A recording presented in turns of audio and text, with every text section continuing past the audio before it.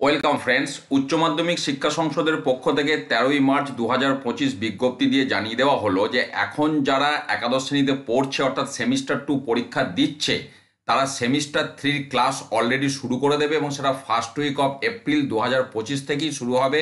2025-26 শিক্ষাবর্ষের class অর্থাৎ April মাসের প্রথম সপ্তাহ থেকেই সেমিস্টার 3 ক্লাস শুরু করে দিতে হবে এবং ধরে নেওয়া হবে তারা প্রভিশনালি পাস করেছে ক্লাস 11-এ। এটা ফর দ্য টাইম বিং ধরে নেওয়া হবে।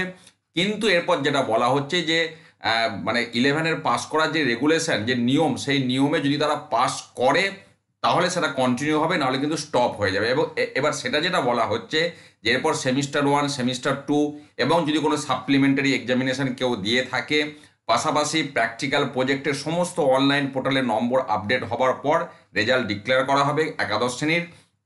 এবং সেখানে কেউ যদি আনসাকসেসফুল হয় তাহলে সেক্ষেত্রে তার সেমিস্টার 3 পড়াশোনাটা সেখানেই স্টপ হয়ে যাবে এবং তাকে আবার একাদশ শ্রেণীতে রিপিট করতে হবে। সেমিস্টার 1, সেমিস্টার 2 তাকে আবার পরীক্ষা দিতে হবে।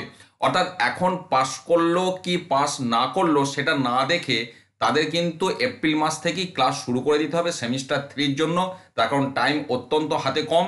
তারপর যদি কোনো কারণে আনসাকসেসফুল হয় তাকে পড়া স্টপ করে আবার প্রথম থেকে শুরু করতে হবে। আদারওয়াইজ সে যেমন কন্টিনিউ করছে কন্টিনিউ করবে।